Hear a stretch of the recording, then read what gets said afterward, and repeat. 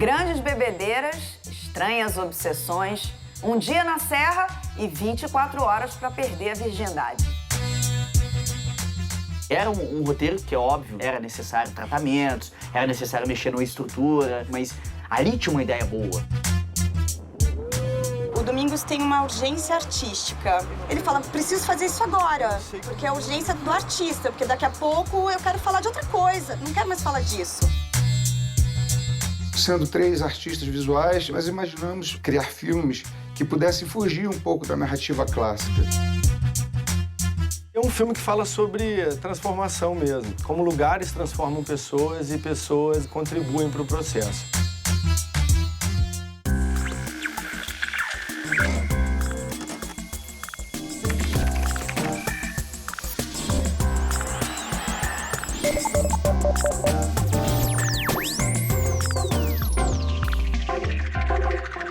Domingos Oliveira é um artista em completa sintonia com o público. Os seus filmes são profundos e otimistas, sem aquele falso final feliz, mas fáceis de entender. O personagem principal da nova produção do diretor é inspirado nele mesmo, e o cenário é o Rio de Janeiro boêmio dos anos 60. Barata Ribeiro 716 fala de festas homéricas, paixões arrebatadoras, amizades verdadeiras, não importa o tamanho do porre.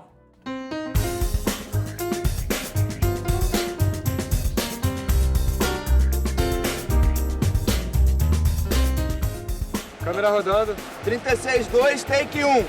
Ação. Adão fez o primeiro desenho e deixou Deus orgulhoso. Mas sorrateiro o diabo se escondeu por trás de seu ombro e perguntou: é bonito, mas é arte. Tem muita história sua nos teus filmes, né? Tem muito de tua própria vivência. Assim. É o que você veio buscando nesse filme também? Eu ia dar curso de dramaturgia.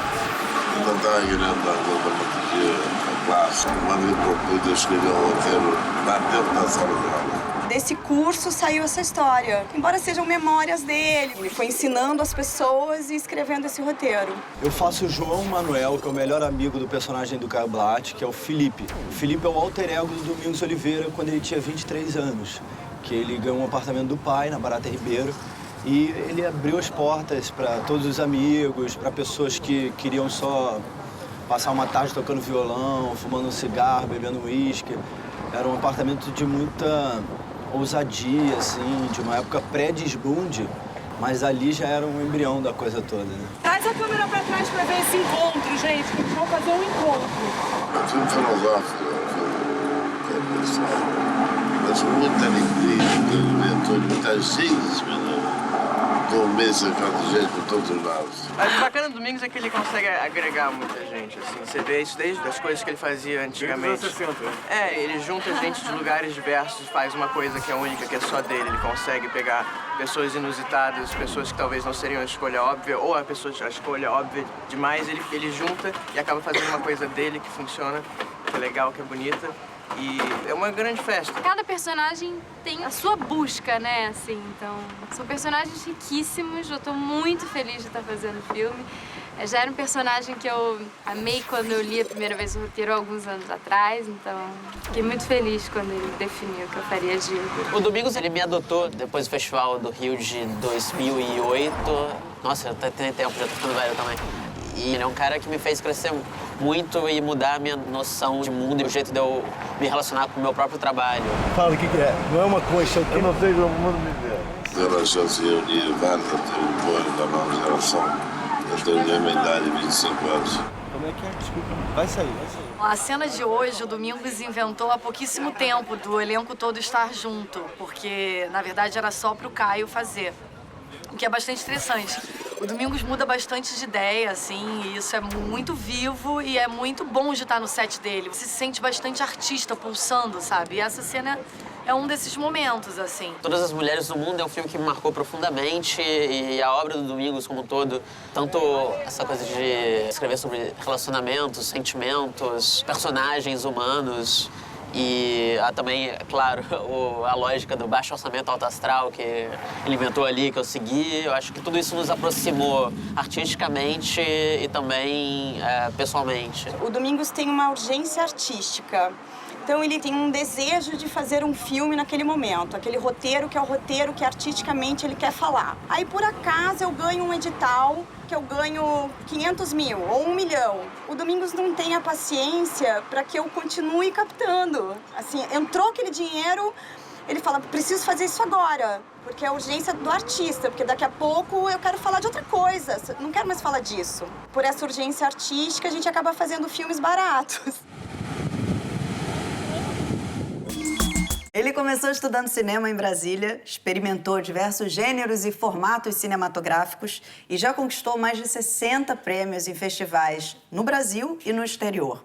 Eu tenho o prazer de receber aqui no estúdio do Revista o cineasta talentoso, meu amigo querido, Zé Eduardo Belmonte. Ei, Tudo bom, querida? Obrigada que bom, por você que estar bom. aqui. Obrigado a vocês. Ó, vamos começar lá do início. Oh. Você estudou, teve orientação do Nelson Pereira dos Santos.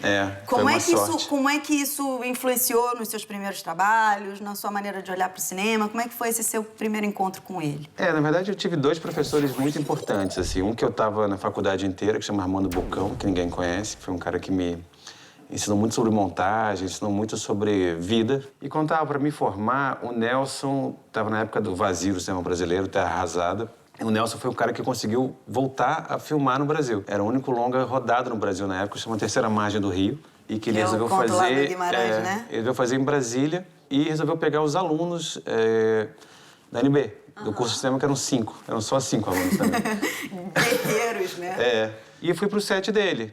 Entrei como batendo claquete, no final tava com o segundo cena de direção. Que barato. Era uma loucura, uma época muito romântica e muito heróica do cinema brasileiro também. Que eu acho que não existe mais, assim. O filme rodou 6 meses de filmagem, imagina. Uma experiência incrível, incrível, né? Em Paracatu. Mas o que eu achei incrível, porque, na verdade, foi a primeira experiência de set que eu tive na minha vida. E Nelson se colocava como um professor, de fato, ou seja, ele parava, explicava. Eu ficava com o roteiro dele em casa, com as anotações dele, ou seja, eu ficava lendo como ele decupava, como ele construía a cena. Administrar set, o Nelson é um cara que coordena set muito bem, né? Porque o diretor tem isso também, ele é um artista, mas também ele é um gerente também. Eu acho que o Nelson foi minha outra faculdade, foi a faculdade de fato, de você aprender a dinâmica de filmar. E como você vê a diferença desses formatos, assim, de trabalhar com videoclipe, fazer curta, fazer longa? Você acha que o curta é um caminho pro longa ou não? Você hoje faria um curta ainda? Não, eu não faria um curta hoje, não. Eu acho que o curta é um formato para quem é muito experiente, assim. Porque muito trabalha experiente? Com a síntese. E a síntese verdade. você consegue ter com a idade, né? Eu acho que é uma habilidade específica. Não acho que seja uma habilidade para você treinar o longa. As pessoas usam como treinamento, mas... Sim. E quando é que você achou que era a hora de fazer o seu primeiro longa? Como é que apareceu o seu primeiro longa? Como é que você se programou para isso? Um dia eu vi um filme chamado Bleeder, que era quase todo em plano sequência. E eu falei, vou fazer um longa com o dinheiro que eu tenho. Então, eu tinha 30 mil reais na época, assim, 40 mil reais. E tinha um prédio em Brasília chamado Setor de Diversões Sul, que chama de Conic. Conic. Que era um lugar que todo mundo tinha interesse em conhecer. Era um lugar muito dinâmico, né? Que tem várias galerias. É um centro urbano de... né? É um centro de cidade colocado num prédio, bem coisa de Brasília, assim. Eu falei, se eu fizer 10 planos de sequência, eu faço um longa em 1 semana e meia, eu pensei. E eu resolvi fazer um filme com o dinheiro que eu tinha, assim. E eu falei, vou me apropriar da ideia de documentário, ou seja, eu não vou parar nada. Vou incorporar toda a realidade que vai acontecendo, inclusive com os atores. E aí surgiu Subterrâneos. E de certa forma, essa técnica ou esse jeito de filmar, você trouxe também para outros trabalhos, né? O Se Nada Mais Der Certo tem um pouco isso. Se Nada Mais Der Certo é um amadurecimento dessa ideia, né? Porque eu comecei a entender que a atuação de cinema era uma atuação que tinha que ter esse estado de viver o presente. Frescor, né? Você tem que estar aberto ao instante, né? Que era uma coisa que eu aprendi no Subterrâneos, que eu aprendi por causa da necessidade do orçamento. Que incrível. E você abrir para um fluxo eu brincava antigamente, que era não construir ciclo-fluxo. O Cinema Mais Certo tinha um roteiro, mas a ideia de música também, né? É que nem jazz, né? No jazz você tem essa coisa que é incrível do jam session, né? Que você tem o tema Em cima do tema, cada um improvisa em cima das notas que se permitem o tema, né? Então é um pouco isso, eu acho. Improvisa nessa ideia. Qual é a lógica do pobre quando ele rouba alguém que tem mais dinheiro que ele? Ele simplesmente está querendo algo que ele não tem. Qual é a lógica do rico que rouba o pobre, se ele já tem? Numa época de muita liberdade sexual, a virgindade pode vir a ser um tabu.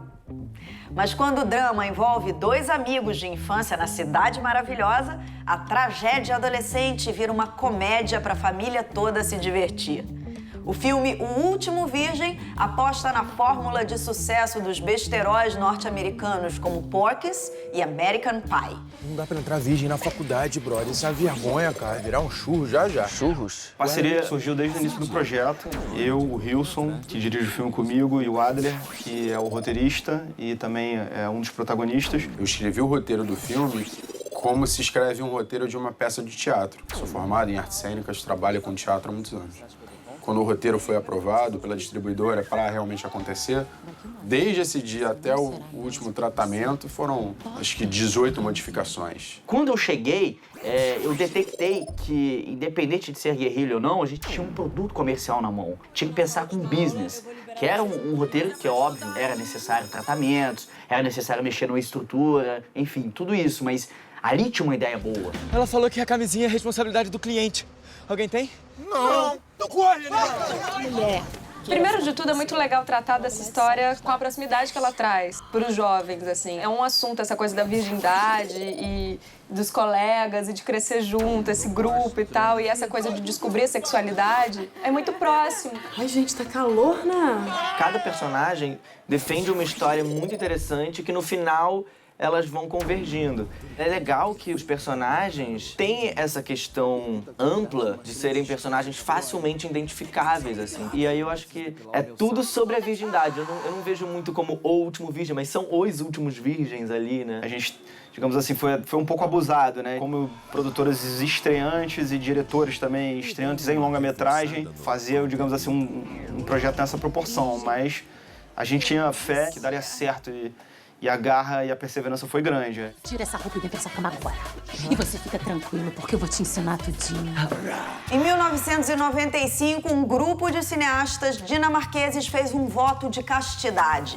Ao contrário do que parece, o compromisso não tinha nada a ver com sexo. Era um movimento novo, o Dogma 95, com 10 regras para fazer um cinema o mais realista possível. O diretor brasileiro Alec Lean segue quase todas as regras na sua trilogia de curtas. Os filmes Tormenta, Rewind e Nota Me contam 3 histórias diferentes com um tema em comum: a obsessão. É uma trilogia e o tema central seria obsessão. Obsessão causada por transtornos psicológicos urbanos. No caso do primeiro curta, que fala sobre uma mulher que não aceita a própria aparência, mas ela não aceita a própria aparência porque tem uma mídia, uma sociedade que impõe um padrão de beleza do qual ela não possui. E ela se vê excluída diante daquele cenário. Eu me inspirei basicamente no Dogma 95, eu não utilizei todas as regras, eu só utilizei as que me interessavam para tornar o filme o mais cru e seco possível, porque eu queria passar a tristeza mesmo, o sofrimento daquela mulher. É pra dizer como é que eu tô? Ei! O segundo curta, o personagem Pedro, ele tem uma obsessão pelo que está por vir, pelo o que vai acontecer. Na verdade, ele sofre de uma ansiedade aguda, que é comum na nossa vida urbana, né? O terceiro curta chama-se Nota Me. Nota Me porque ela é obcecada por música. Só que ela não é obcecada por música simplesmente porque ela é uma louca, doida, varrida. Não. Ela sofre uma opressão desse marido, que é o Pedro do segundo curta, que tem esses pesadelos de ansiedade, é uma pessoa oprimida, e ele oprime a mulher. Eu só quero ouvir música. Eu só quero ouvir música. Eu já vi alguns filmes sobre obsessão muito interessantes. Eu gosto desse tema, eu acho um tema bom para se trabalhar. Eu tô ficando louca sem música. Na boca do povo, Belo Horizonte vira BH. São Paulo vira Sampa, Porto Alegre vira Poa. Mas e Ibiti? Você já foi pra lá? O Parque Estadual do Ibitipoca serviu de cenário para um filme de nome curioso. Ibiti o quê? A história em si já é uma viagem com personagens inusitados e a fixação por um lugar místico escondido no interior de Minas Gerais. Então, mudança de planos. A gente vai dar uma carona pra eles. E aí? A gente vai pra Ibitipoca. Ibiti o quê? Ibitipoca. O filme foi todo feito independente. Nós tivemos um patrocinador que custeou produção, transporte, alimentação da equipe toda. Foram 10 dias em outro estado, levar todo mundo. Nós éramos 30. Você mexeu na minha pasta? O que tá acontecendo aqui? É a história de um casal jovem que começa a ter problemas porque os pais dele vêm a falecer e ele acaba herdando, digamos assim, ter que cuidar do irmão mais velho, que tem um tipo de autismo leve. O Fabiano, o diretor, trouxe psicóloga, terapeuta e a gente trabalhando, né, na fase de estudo do roteiro. Principalmente a gente questionava muito, mas por que é assim, por que não é? E aí a pessoa explicando, olha, tem esse tipo de tratamento, pode ser assim, tem esse, pode ser assado. Até porque dependendo do nível de autismo que o João tinha, ele também ia influenciar na forma como a gente ia poder tratar, ia influenciar na forma que o casal ia lidar com a situação e tudo isso. E a gente sempre tenta buscar referências, não só com pessoas especializadas, mas também tem muitos filmes que tratam sobre isso. E nessas loucuras da vida, eles conhecem um casal hippie e acabam em Ibitipoca. Lá é um parque nacional. Tipo, rios, cachoeiras e tudo isso. Como é que vai ficar a cena, né? Nesse ambiente todo? O peso que ela ganha... É outra coisa. É outra coisa. A gente sabia o roteiro, o texto. Mas chegava lá, a gente estava lá envolvido nos personagens, no ambiente. O texto crescia de uma forma que às vezes o take dava não sei quanto tempo de take. E é um filme que fala sobre transformação mesmo. Como lugares transformam pessoas e pessoas contribuem para o processo.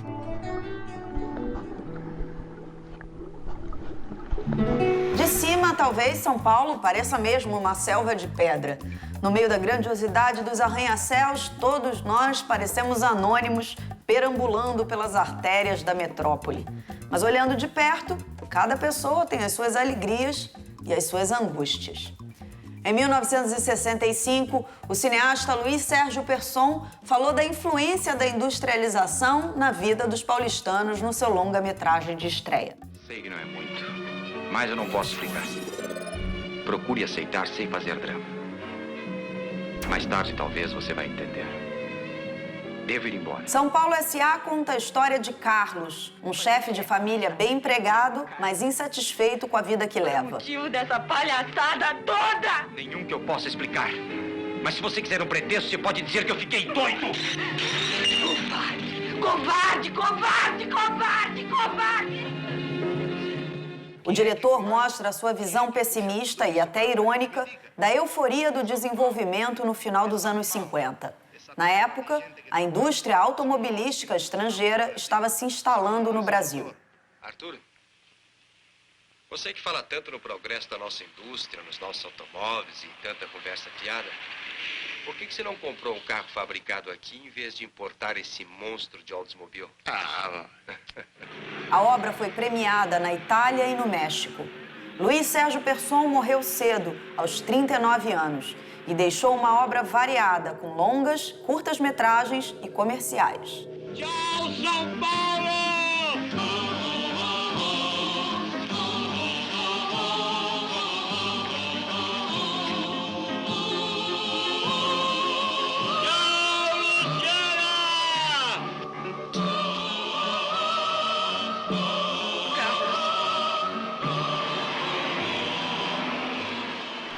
Os filmes experimentais podem acertar ou errar sem se preocupar em agradar o público, porque resiste às práticas e ao estilo do cinema tradicional.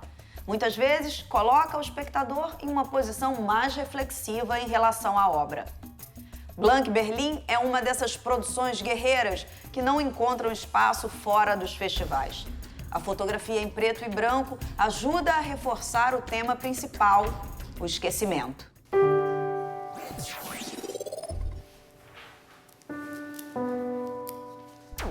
Somos 3 artistas visuais, Camila Mello, Ali Codre e eu, Mauro Espíndola.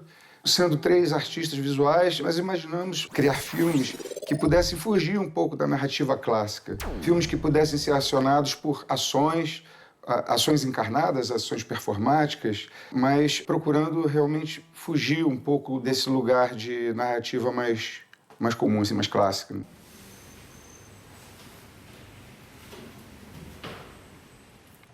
Ele envolve, na verdade, a produção de uma trilogia, que são 3 filmes. Esse primeiro, Blank Berlin, foi realizado em 2013, durante uma residência artística no ZKU, num espaço independente de Berlim, com o apoio do MINC. A gente tem como característica de forma de trabalhar ser uma proposta de 3 artistas que não tem nenhuma especificidade, né? A gente pensa junto à câmera, discute todo o processo juntos, decide as cenas e movimento de câmera, ação. É uma experiência que nós 3 vamos acionar, né? Com outras pessoas, com esses lugares. Mas então é uma experiência de nós 3, né? Em relação a essa ideia de esquecimento.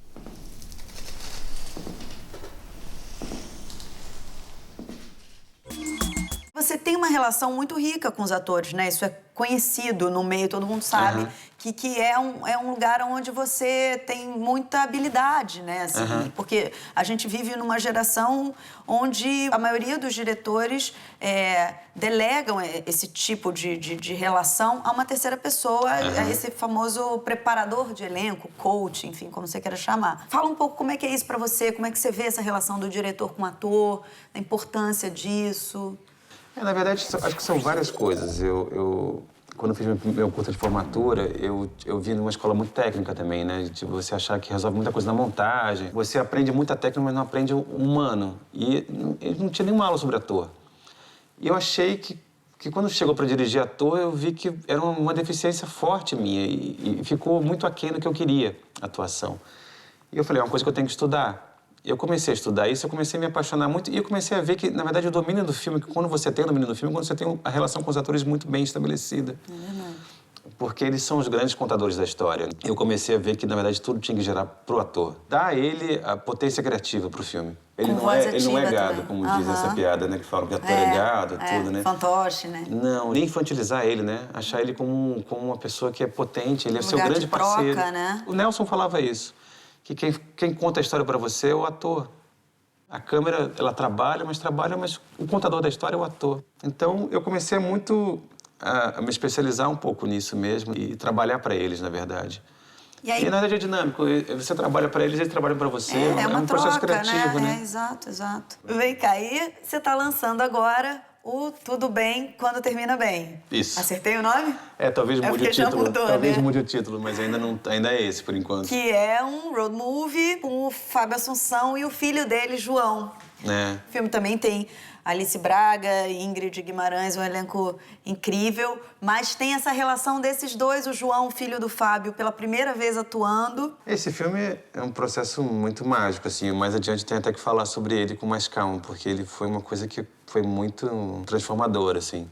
Porque, de certa forma, é um filme de gênero também, é um road movie, mas é uma comédia dramática. Mas eu também trouxe a equipe que eu fazia meus filmes antigos. Então, ele é uma mistura do que eu era antigamente e do que eu sou hoje, assim. Um encontro, né? E ele marca um pouco essa transição, assim, de uma maturidade com a vida, comigo mesmo e com o cinema.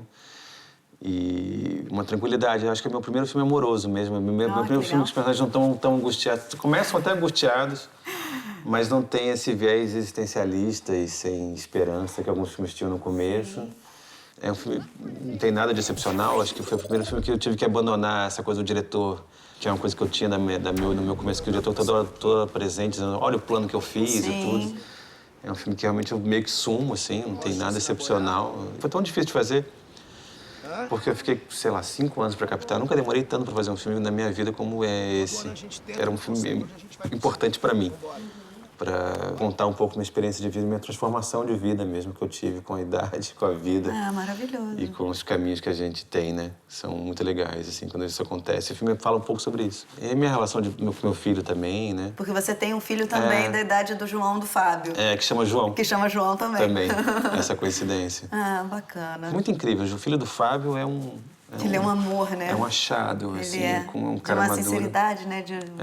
Bacana. A Ingrid brincava que é o único ator que eu não dirigia porque ele tava sempre que já certo. tava pronto, né? Criança Porque tinha essa é coisa de mágico. criança, Zé, obrigada. Obrigado, Que querida. bom, boa sorte aí no Obrigado, filme. obrigado. Obrigada demais por você ter vindo. E tem projeto contigo também, né? Ó, temos. Que a gente não Segredo, falou, vou falar, mas o segredo a gente fala depois. Bom, se você quiser ver a entrevista na íntegra, entra no site revistadocinemabrasileiro.com.br. Eu deixo vocês com mais um filme de micrometragem. Até mais.